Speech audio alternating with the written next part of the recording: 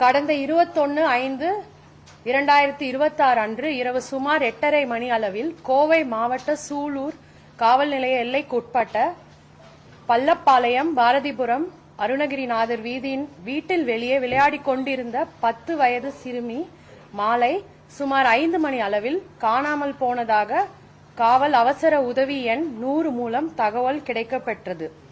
தகவல் கிடைத்தவுடன் காவல்துறையினர் உடனடியாக சம்பவ இடத்திற்கு சென்று விசாரணை மேற்கொண்டு புகார் பெற்று அதே இரவு சுமார் 10 மணி அளவில் குழந்தை காணாமல் போனது தொடர்பாக வழக்கு பதிவு செய்யப்பட்டது.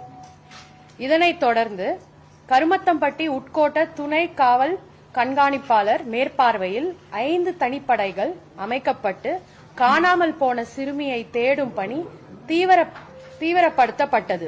விசாரணையின் போது சிசிடிவி காட்சிகள் மற்றும் தொழில்நுட்ப ஆதாரங்கள் ஆய்வு செய்யப்பட்டதில் நாகப்பட்டினத்தை சேர்ந்த கார்த்தி வயது 33, தகப்பன் பெயர் காசிநாதன்.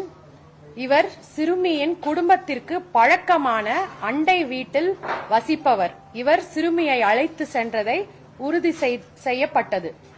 இதனைத் தொடர்ந்து கண்ணம்பாளையம் பகுதியில் உள்ள மரியா ரோஸ் கார்டன் அடுக்குமாடி குடியிருப்பில் முதல் மாடியில் பதுங்கியிருந்த குற்றவாளி கார்த்தியை காவல்துறையினர் சுற்றி வளைத்தனர். அப்போது காவல்துறையினரிடமிருந்து தப்பிக்க முயன்ற அவர் மேல் மாடியில் இருந்து குதித்ததில் அவருக்கு வலது கை மற்றும் வலது காலில் முறிவு ஏற்பட்டது. பின்னர் அவர் கைது செய்யப்பட்டார். விசாரணையில் குற்றவாளி கார்த்தி சிறுமியை ஆசை வார்த்தை கூறி ஏமாற்றி அழைத்து சென்று பாலியல் வன்கொடுமை செய்து பின்னர் கண்ணம்பாளையம் குளம் அருகில் உள்ள தென்னந்தோட்டத்தில் கொலை செய்ததை ஒப்புக்கொண்டார். மேலும் நடைபெற்ற விசாரணையில் பாரதிபுரம் பள்ளப்பாளையத்தை சேர்ந்த மோகன் வயது 30, தகப்பன் பெயர் ராமசாமி என்பவர் முக்கிய குற்றவாளிக்கு உறுதுணையாக இருந்தது தெரிய வந்தது. இதனையடுத்து அவர் கைது செய்யப்பட்டு நீதிமன்ற காவலுக்கு அனுப்பப்பட்டார்.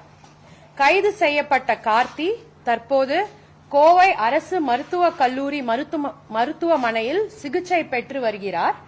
இவ்வழக்கு சிறுமி மீதான பாலியல் வன்கொடுமை தொடர்புடையது என்பதால் வழக்கில் போக்சோ சட்டப்பிரிவுகளின் கீழ் அவர்கள் மீது கடுமையான நடவடிக்கை எடுக்கப்படும்.